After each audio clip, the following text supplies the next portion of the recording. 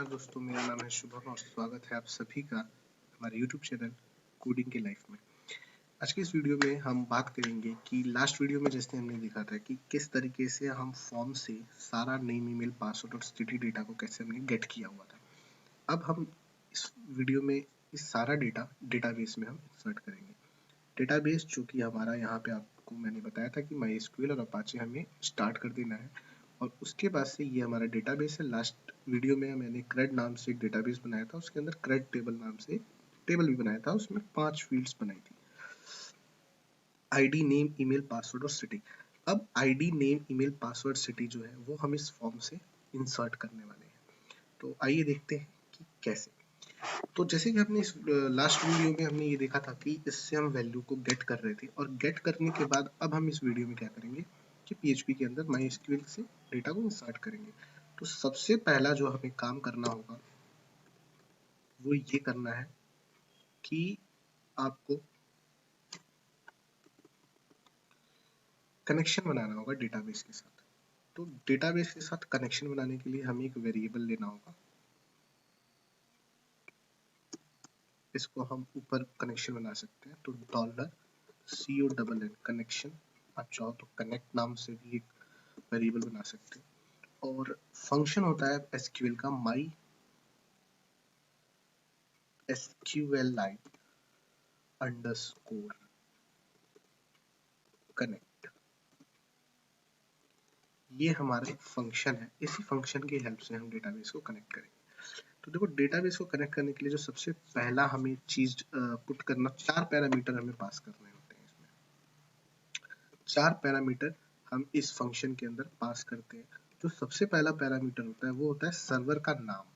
तो सर्वर का जो नाम है वो है हमारा लोकल होस्ट, हमने वो चीज लिख दी। लोकल होस्ट के बाद से जो हमारा दूसरा होता है वो होता है यूजर नेम। कभी भी बाय डिफॉल्ट जो आपका ये PHP MyAdmin होती है, जो कि आप XAMPP सर्वर से यूज करते हो, XAMPP प्रोवाइड करता है, उसकी जो बाय डिफॉल्ट हमने इसका कोई भी डेटाबेस या यूजर नेम पासवर्ड नहीं रखा हुआ है, तो बाय डिफॉल्ट आप इसका क्या रख सकते हो, मतलब बाय डिफॉल्ट होता ही क्या है, यहाँ रूट होता है। बाय डिफॉल्ट आपको यहाँ पे रूट लिखना है, ठीक है ना। आप चाहो तो चेंज भी कर सकते हो, बट बाय डिफॉल्ट रूट होता है। और जो इसका पासवर्ड होता है वो एम्प्टी, मतलब यहाँ पे आपको कुछ भी नहीं लिखना है, एम्प्टी है वो। एंड लास्ट जो पैरामीटर होता है उसमें आपको अपने डेटाबेस का नाम लिखना होता है। तो हमने यहाँ पे जो डेटाबेस बनाया था वो था CRUD, तो वो मैंने यहाँ पे लिख दिया CRUD।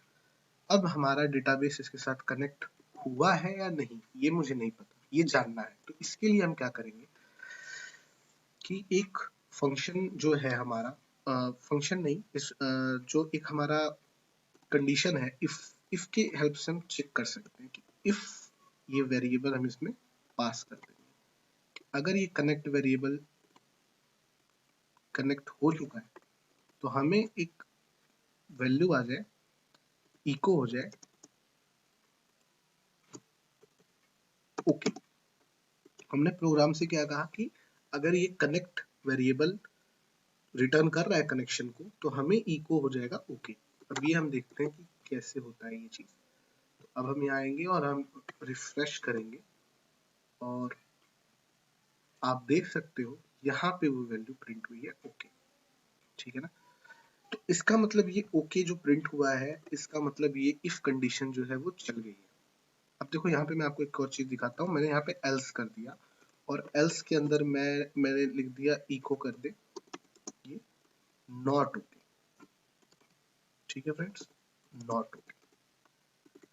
तो अब हम जब इसे रिफ्रेश करेंगे तो भी हमें ओके ही मिल रहा है, क्यों? क्योंकि कनेक्शन बना हुआ है। ये इफ कंडीशन चल रही है बट एल्स कंडीशन नहीं चल रही। तो इसे हम, अब मान लो मुझे एल्स भी बनाना है, तो ये जो CRUD है ना, मैंने इसका CRU कर दिया। देखो इस नाम का कोई हमारा डेटाबेस है नहीं CRU के नाम से। तो अब हमें क्या होगा, अब हमारा ये एल्स वाला पार्ट चलना चाहिए और नॉट ओके हमें प्रिंट होके मिलना चाहिए। तो हम एक बार देख लेते हैं और देखो यहाँ पे हमें एक वार्निंग मिली, MySQLi कनेक्ट अननोन डेटाबेस। इसने बता दिया कि जो आप डेटाबेस का नाम लिख रहे हो कनेक्शन के अंदर वो वैसा कोई डेटाबेस है नहीं। और यहाँ पे देखो हमारी इफ एल्स भी चल गई, तो एल्स चला, नॉट ओके आ रहा है, ठीक है ना। तो अब हमने फिर इसको करेक्ट किया और अब इसे रिफ्रेश किया और देखो क्या क्या। कहने का मतलब ये है कि हमारा डेटाबेस यहाँ पे कनेक्ट हो चुका है और इसको हम ऐसे चेक कर सकते हैं। अभी हमने सिर्फ चेक किया तो इस कोड का हमें कोई काम नहीं। ठीक है, तो हमने इसको हटा दिया। अब इसके बाद से जो हमारा नेक्स्ट स्टेप है वो ये कि MySQL अंडरस्कोर कनेक्ट से हमने डेटाबेस को तो कनेक्ट कर दिया, लेकिन हम डेटाबेस में टेबल में कैसे डेटा को इंसर्ट करेंगे। तो अब हमने यहाँ पे देखा था नेम, ईमेल, पासवर्ड और सिटी वेरिएबल के अंदर हमने सारी वैल्यू ले ली थी। अब हम क्या करेंगे कि डेटाबेस, अब हम इसी के अंदर चाहे तो इसी के अंदर हम क्वेरी लिखेंगे। अब हम यहाँ पे एसक्यूएल क्वेरी में आ गए एक लेवल ऊपर, मतलब अब पीएचपी के बाद से अब हम एसक्यूएल की बात यहाँ कर रहे हैं कि एसक्यूएल के अंदर अगर आपको डेटा इंसर्ट करना है तो आपको एसक्यूएल की क्वेरी लिखनी पड़ती है। और वो क्वेरी क्या है मैं आपको दिखाता हूँ। तो सबसे पहले हम एक वेरिएबल यहाँ फिर से बनाएंगे डॉलर, क्योंकि हम जो भी काम कर रहे हैं वो पीएचपी में कर रहे हैं तो हम पीएचपी के सिंटैक्स के अंदर ही काम करेंगे। तो डॉलर क्वेरी, क्योंकि ये हमारी क्वेरी है ना। अब इस क्वेरी के अंदर हम क्या करने वाले हैं कि क्वेरी को लिखेंगे। क्वेरी क्या कहती है, इंसर्ट, ठीक है, इंसर्ट इनटू। अब हमने ये तो बता दिया कि इंसर्ट करना है इनटू। अब यहाँ पे हम टेबल का नाम देंगे क्योंकि डेटाबेस तो वही है, लेकिन किस टेबल में इंसर्ट करना है हमें ये बताना है। तो टेबल का नाम हम यहाँ से देख सकते हैं CRUD अंडरस्कोर टेबल।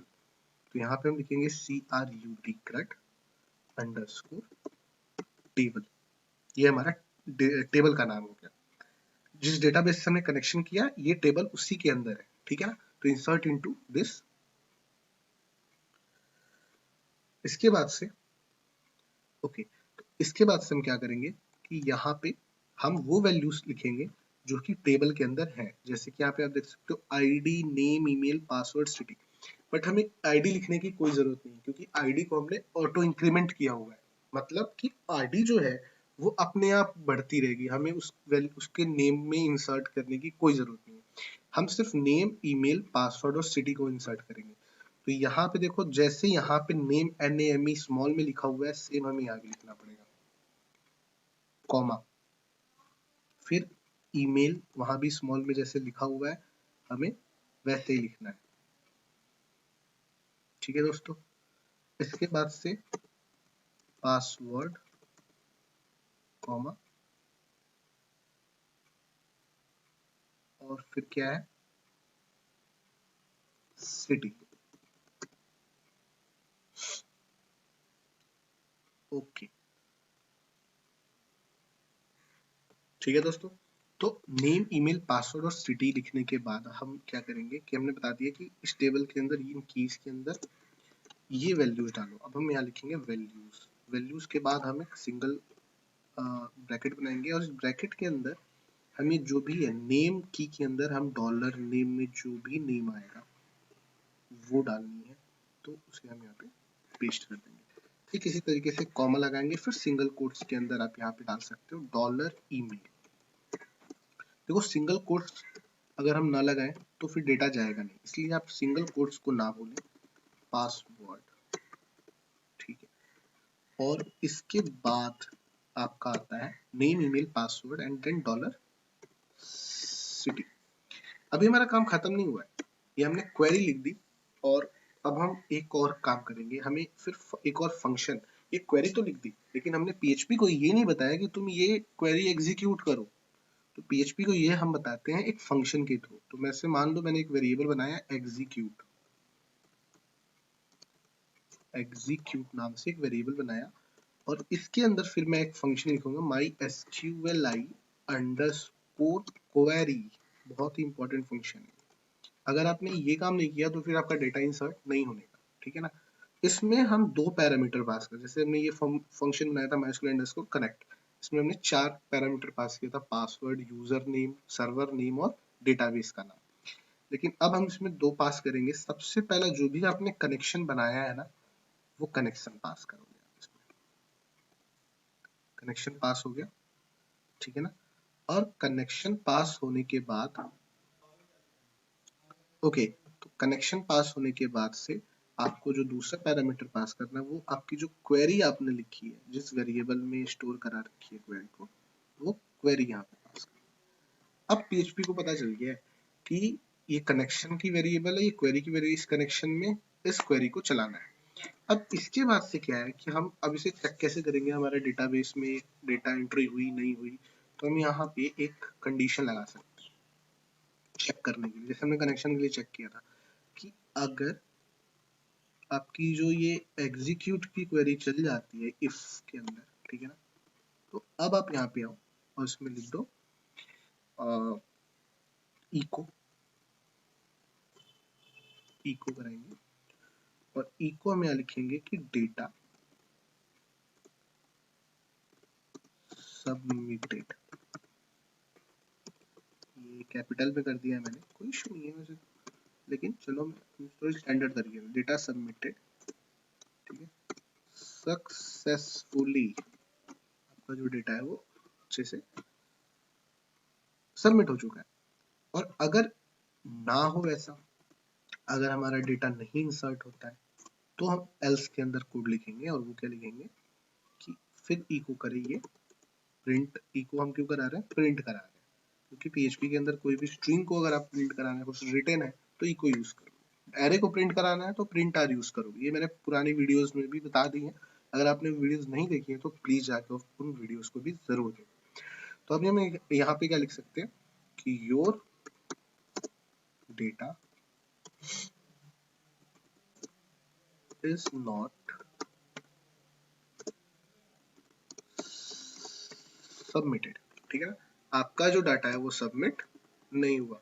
अब हम इसको देखते हैं, हमारा ये डेटाबेस है, ये देखो एकदम एम्प्टी है फिलहाल, ठीक है ना, मैंने इस बार एक बार रिफ्रेश भी कर दिया, एकदम एम्प्टी है, बट हम अब इस फॉर्म पे आते हैं, इसको भी एक बार रिफ्रेश कर लेते हैं और अब मैं यहाँ पे अपना नाम लिख देता हूँ शुभम, ठीक है ना, और ईमेल मैंने अपना मान लो डाल दिया shubham@test.com, क्योंकि हम टेस्ट कर रहे हैं तो लिख सकते हैं। पासवर्ड चलो मैंने डाल दिया टेस्ट और सिटी मैंने डाल दी चंडीगढ़, ठीक है दोस्त। तो इसके बाद अब मैंने क्या किया, सबमिट पे क्लिक किया, और जैसे मैंने सबमिट पे क्लिक किया, यहाँ पे देखो कुछ टेक्स्ट लिख के आ रहा है, डेटा सबमिटेड सक्सेसफुली लिख के आ रहा है, इसका मतलब कि हमारा जो डाटा है वो क्या हुआ, सक्सेसफुली सबमिट हो चुका है। अब हम इसको चेक करेंगे, अब हम यहाँ पे जब आएंगे ब्राउज पे आप क्लिक कर सकते हो, यहाँ साइड में आपको दिख रहा हो रिफ्रेश लिखा हो, इस पर क्लिक कर सकते हो, और ये देखो फाइनली हमारा डाटा आ चुका है।